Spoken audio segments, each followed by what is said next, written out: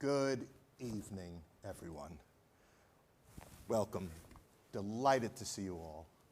My name is Dr. John, and I am a training professional, instructional designer, training manager, e-learning specialist, design, development, and delivery guru, and resume padder.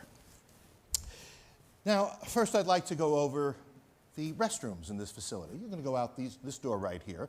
You're going to walk down the corridor, and you're going to make a left. If you make a right, you will hit the wall, in which case you will not need a bathroom, you will need a hospital. You will then walk around the back of the training room to an additional corridor you will see over there, where you can go either left or right. I would recommend that you go to the way of the bathrooms. Once at the bathroom, please use the bathroom of your choice. Now, our objectives for today's session are these. Identify and pontificate upon the gimmick. Determine the best way to answer questions. Figure out the best way to ask questions. Demonstrate your ability to know everything. Making your training stick, and summing it all up. Well, I guess we'll go ahead and get started. Are there any questions? Now, being a trainer is a lot like being a motivational speaker. See, trainers and motivational speakers do a lot of the same stuff. We strike the same poses. We use the same lines. We address the audience the same way. And we're both full of shit. Now, let's start with the gimmick. Trainers and motivational speakers have gimmicks, allegedly to help people retain information. Here's some I've seen. The private eye. The speaker dressed like a private eye. Can't remember what it is she was trying to uncover, but I do remember the cool fedora. The superhero. The speaker took off his outer layer of clothing to reveal a skin-tight superhero costume. I remember that.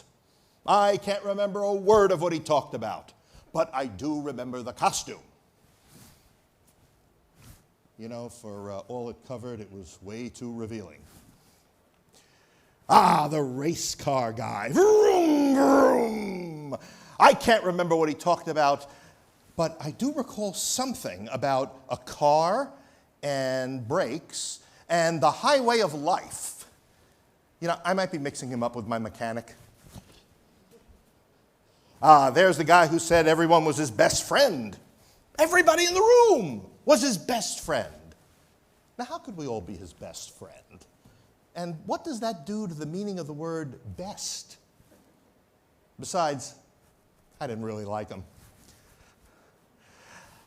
And here was the woman who sang her own original songs. And all I can remember is that I hated the music, the cornball lyrics, and her voice. And there was the guy who showed pictures of his kid selling popcorn. A cute kid. Wonder what the hell he talked about. Oh, and there's the famous guy who adds an extra syllable at the end of words after almost every sentence. I've got something that can change your life. Treat your fellow man with kindness, and he will repay your efforts with charity. I have seen them all, and I have adopted them all. You gotta have a gimmick. Don't go on without one, because otherwise it'll just be you. And what do you got?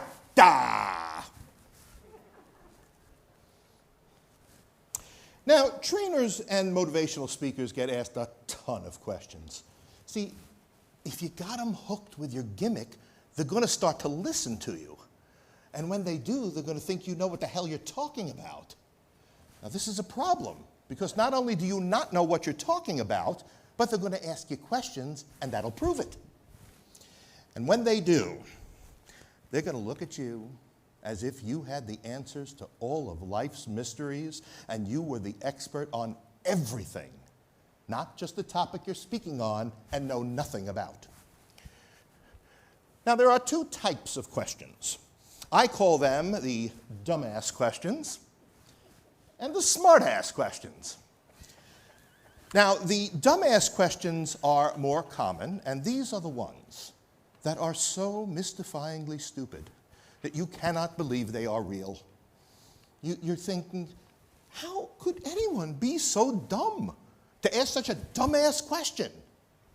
But they do, all the time. Now, smart-ass questions are asked by people who think they're very brilliant, and they know more than you, and they're pissed because it's you up here and not them. And these are the people who like to name drop too. What you're talking about, is that compatible with Covey? How the hell do I know? What's Covey? Well, here's how you handle both types of questions. First, you got to make it seem as though you really want to hear the question, even though you don't. Your face has got to look like it did when you were 10 years old and your birthday was finally here, and you're waiting for your parents to wheel in the enormous present that you knew you were going to get because you nagged about it for 11 months. So there you are, you're waiting, eagerly anticipating either the dumbass or the smartass question, and then it comes. Doesn't matter which one they ask, because you are going to have the same answer for both. You're going to look deep in thought. You're going to furrow your brow and say, that's a great question. No matter what they ask, you say, that's a great question. Can I borrow a pen? That's a great question. What time is lunch? That's a great question. Are you always this much of an asshole? That's a great question. Now, if you get, if you start using that's a great question too much, it'll get boring. So you should also use good point. Again, even if the point is pointless, you say good point. I think we should abandon the Constitution and do just whatever we want. Good point. Elvis, Hitler, and JFK are all alive and living on the planet Zondor. Good point. I think you're an asshole. Good point. Look, whenever a trainer says either, that's a great question, or good point, what he's really saying is, I haven't got a fucking clue. Now, what do you do if you're faced with a question that you just can't answer? You can't let that stop you. And here's a great technique to make sure you're never caught off guard. Now, when one of the dumbass questions throws you, simply open it up to the audience. Now, of course, you say, that's a great question. But then say, what do the rest of you think? And don't leave it at that, though. You should also say, I know what I think, but I want to hear from you. And then you got to listen very carefully to their responses and appropriate one or two as your own. Now, the audience will eat this up and think that for one brief, shining moment, they share the same universe with you. Oh, beware, though.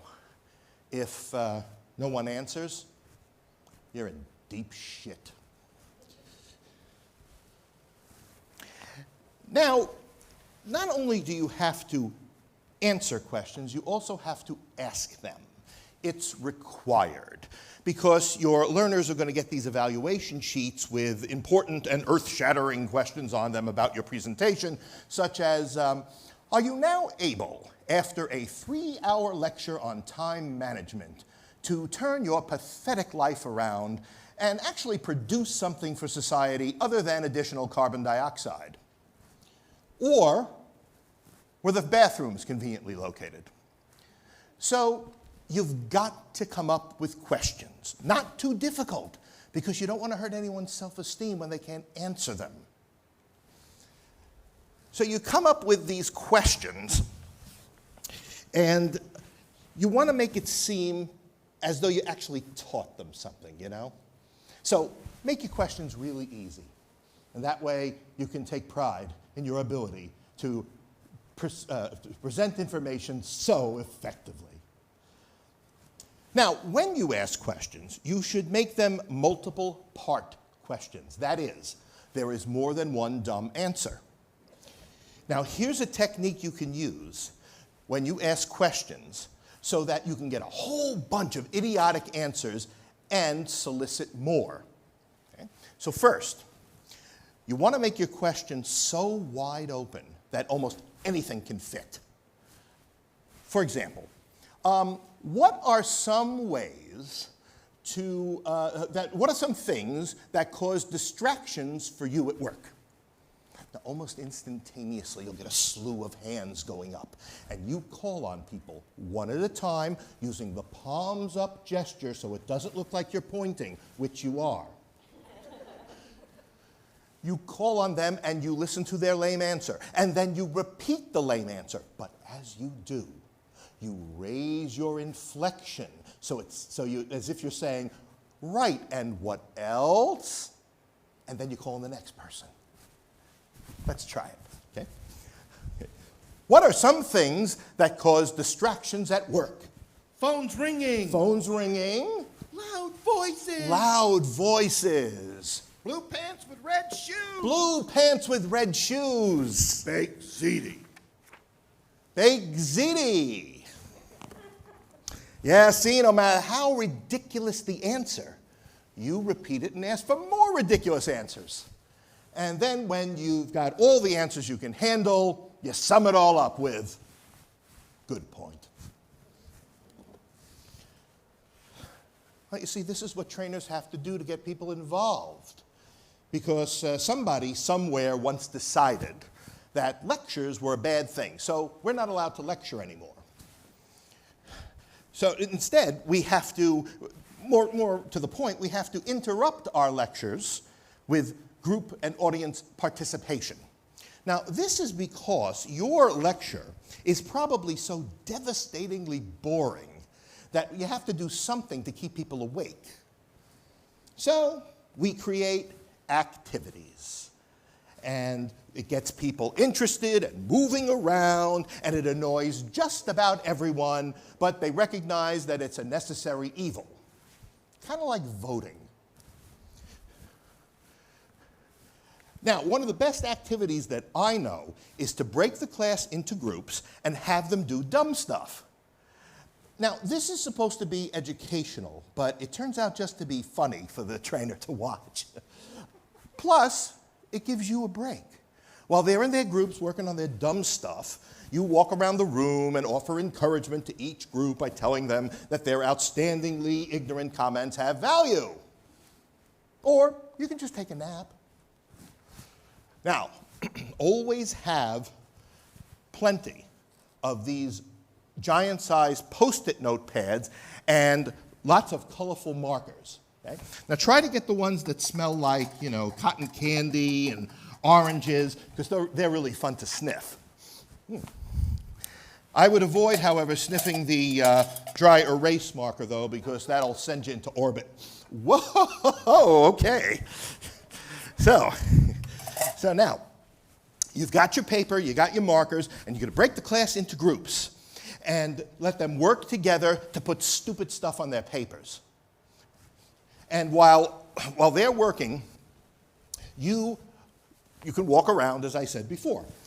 And then, when they're all ready, you have them share their stuff to the audience. But you know what you gotta do? You gotta try and make it a very obvious kind of thing, right? So, for example, list some reasons why it's not a good idea to kill your grandmother.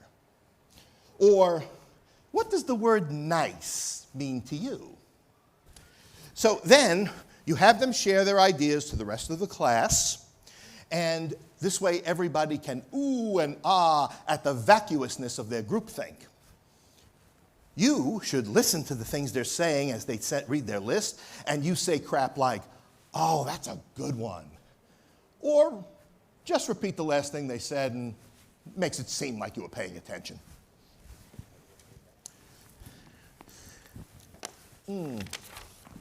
Training dries you out. Okay. Where's my clicker? Here it is. All right. Now, as either a trainer or a motivational speaker, you are able to position yourself as a person with Solomon-like wisdom. You don't ever have to say, I know everything, because your audience is convinced of it the minute you start bull throwing. But you got to play the role, you know? So, first thing you do is set yourself up at the entrance to the training room, well before anybody gets there, and greet the participants as they come in. Big smile, you're everybody's pal. Good morning, how you doing? Try to sound folksy. I'm delighted to see you. Now you say these pleasantries, but what you're really thinking is, I'm better than you because I've got some information that you don't have, and I'm going to share it with you, even if neither you nor I understand it. Now the participants, once they realize that somebody actually finally paid attention to them, are going to think you know everything. You just watch their faces and their reactions when you make your fulsome points. They nod their heads up and down when you make your deeply thought and patently false assertions, such as, you can be anything you set your mind to. You can almost hear the amens escape their lips. It's a pity, too, because all they're doing is reinforcing a lifetime of failure, convinced that now, because of you, they can find the path to happiness. It'd be rotten of you to expose yourself as the fraud you know you are. So, you stand there, you try to be pleasant when they bring out their crazy comments and suggestions, and you're smug because it's you up here. And you get to spew gobbledygook while they're sitting there thinking, oh, this is what I've been missing. Amen, brother. Amen. Now, one of the best ways to prove that you know everything is to dress it. You know, with rare exception, most people come to training dressed like Mr. Green Jeans. This demonstrates that training is not a priority for them. Now, it's a day out of the office. But you are definitely in the office when you train, so dress the part. Men and women should wear well-tailored suits, polished shoes, and a ready smile. I consider this a major takeaway from this session. Now, what you're saying by dressing well is, I am definitely not Mr. Green Jeans. I am an educated professional who, by virtue of his impeccable attire, knows everything. And I'm paid very well to know everything, too. And you should walk and gesture as if you know everything. Let's face it, when you know everything, you've got a right to flaunt it, don't you? Flaunt it in your manner. Walk with a swagger, but not too much of a swagger. Try something between Mother Teresa and Mick Jagger. You're cool. You're confident. You know it all. Okay? They don't know shit. Put your hand in your suit pocket. Always face front. Try to make a big deal out of things nobody else can see. Let me give you an example. So I always tell the story about the time I was the training manager for a fast food company. And we were going to teach the new cooks how to make hamburgers. So on my first day, the company wanted me to make hamburgers too. so I could get a feel for what the cooks making, minimum wage were going through. So anyway, I come into the test kitchen, and I'm handed this card with instructions that tells me exactly what to put on each type of hamburger and in what order. And I said, this isn't training. This is a card with instructions. I mean, how passive is that, right? I mean, training's supposed to be interactive, right? No one's going to learn anything from this card. You know what killed me? Is that nobody else could see this. They're all turning out hamburger after hamburger, slavishly following this card, and successfully churning out one hamburger after another, and no one could see they weren't being trained. I mean, I was shocked. And I said, right then and there, in front of everybody, and the one hamburger I was able to make because it had no toppings, that I was going to revolutionize this training program and bring it into the 21st century. So I ran back to my office and I started work on a web-based interactive training entitled Making Hamburgers the Blankety-Blank Way. I can't mention the name of the company while the case is still pending trial, but anyway, this program had simulated meat, and simulated lettuce, and simulated sauce, and a timer function. And you dragged the meat and the toppings and the bun onto a fake animated grill and made hamburgers. No hot kitchen, no spills and stains, no plates, no hot oil from the fries. This was quality, interactive training. Look, it doesn't have to look anything like real life. It's glitzy, it's polished, it's smooth, just like you. Who says you can't shine shit?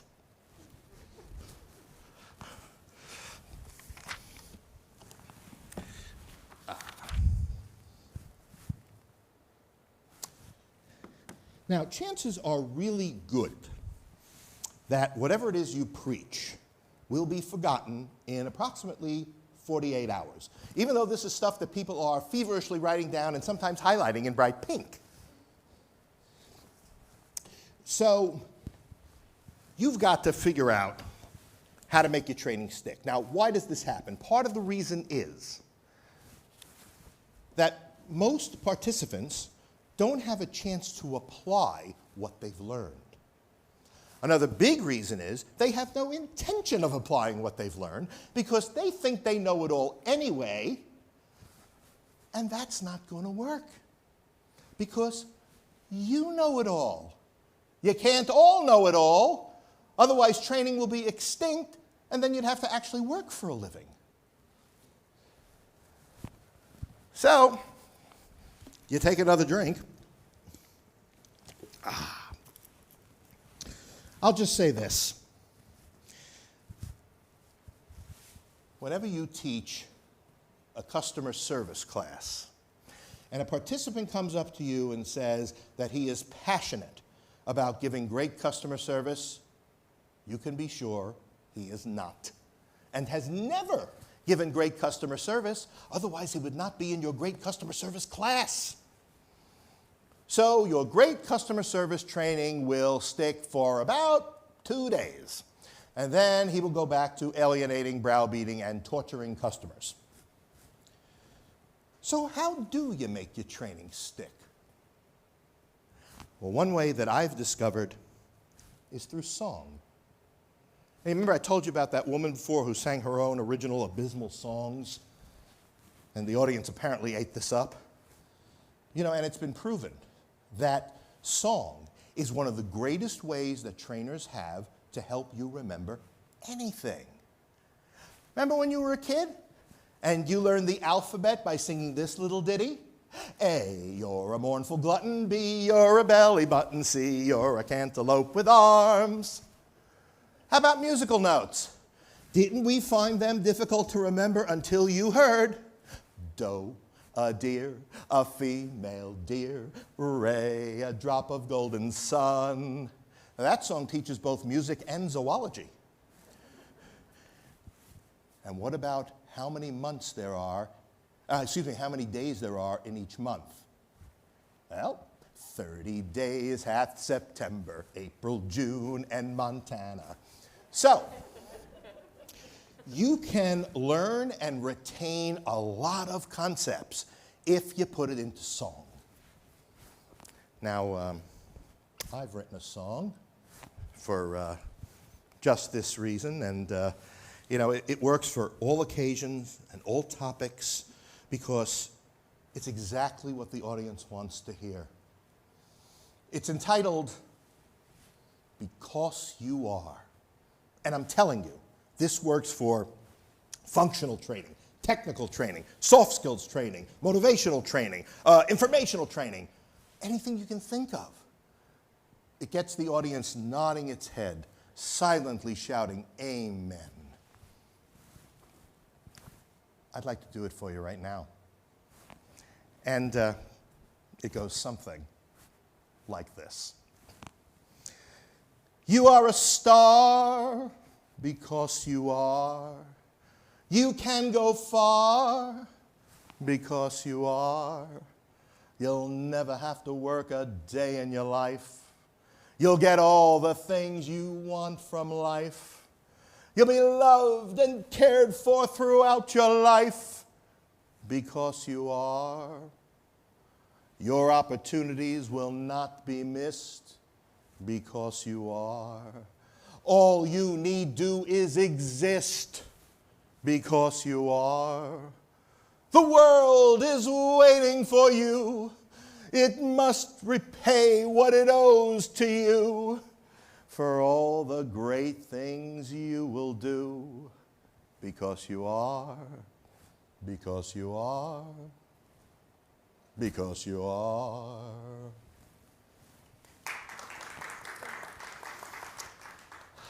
You know, I think I saw quite a few heads nodding up and down. This hit close to home, didn't it? Here it is. Okay, so you come to the end of your training session and you realize that you have to review everything you've taught, but you got to do it in such a way so that no one realizes he could have just come in for the last 10 minutes and gotten the exact same thing out of your session. Sometimes this all depends on timing. Because, trainers love to give out agendas with all the pieces and parts timed out, and then they never stick to them. They take their dear, sweet time, and then sometime around the second break after lunch, when everybody's asleep anyway, they start speeding up to get it all in. So what starts out as a funeral at 9 a.m. becomes an auction by 4 p.m. Okay, good morning, how you doing? Here's my cheat sheet. Okay, you gotta have a gimmick, Hey, that's a good question, that's a great point, that's a great question. Right, and what else? Okay, listen, don't kill your grandmother. Oh, let me sniff, don't sniff this. Woohoo! Okay, here we go. Now, flaunt it. Because you are. Okay, listen, you gotta be careful about going too fast, because you don't want anyone to hurt their heads from nodding up and down too fast, okay? Now, no matter what you preach, okay? No matter your pace, okay? You got to go over what you taught. Only, this time, you're not looking for just any dumb answer. Instead, you are looking for the dumb answers that are specific to the shit you've been spewing for hours. So, class, question number 1. What are 2 types of questions a person can ask in a training session? Dumbass. Good, dumbass, and what else? And smart. Excellent. Okay, let's go.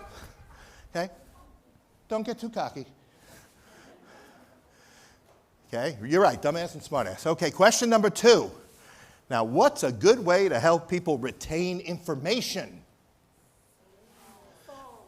Excellent, right. Put it in a song. Okay?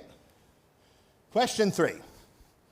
What are 2 ways to respond to completely lame-brained questions? Good point, and? Great question. You guys, you're right. Great question and good point. You guys did great.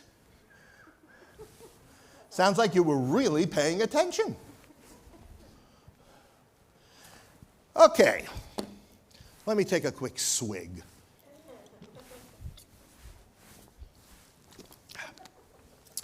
Okay, so last thing you got to make time for are the evaluations.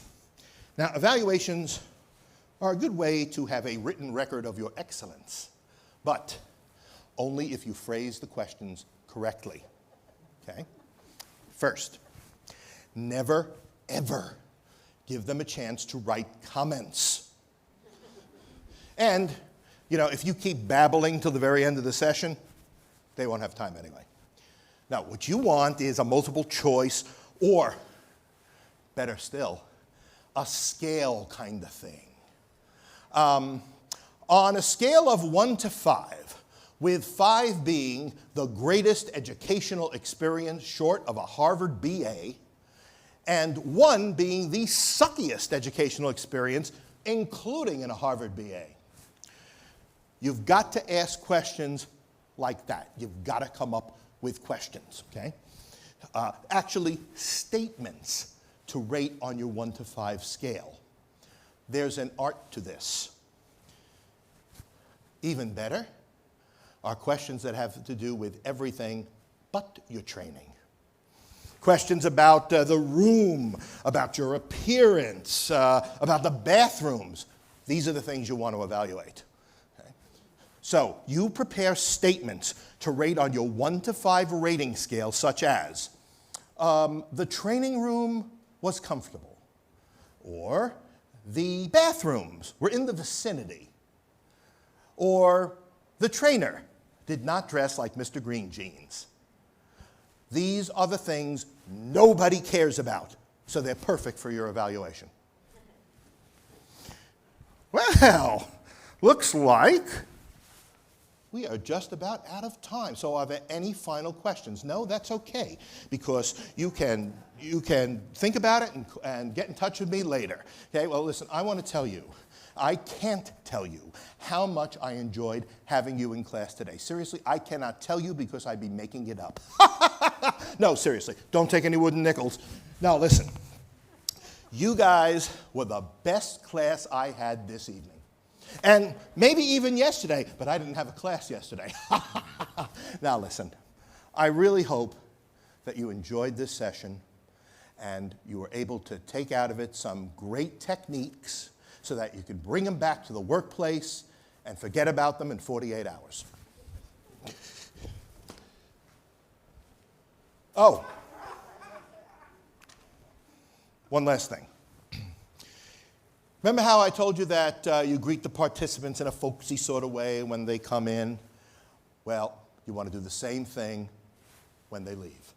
And this is a good technique because there's always going to be somebody who comes down and talks to you after class. These are the people who want to impress you with their anecdotes. They are also the same people who ask a lot of smart-ass questions. So they come down and they look at you as if you're their best friend and they jabber away. You can avoid this by simply greeting everyone as they leave, like this. Everybody up. Everybody up. Stop paying attention. Let's try one more time. Everybody up. Grab your shit. We're done here.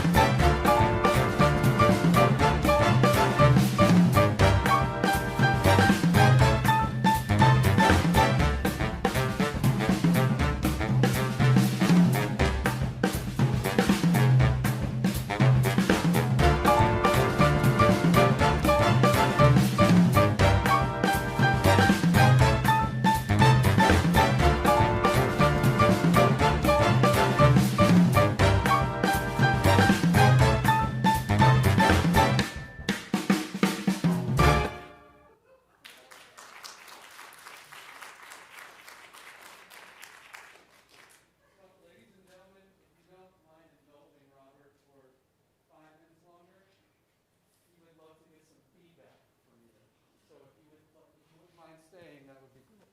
And without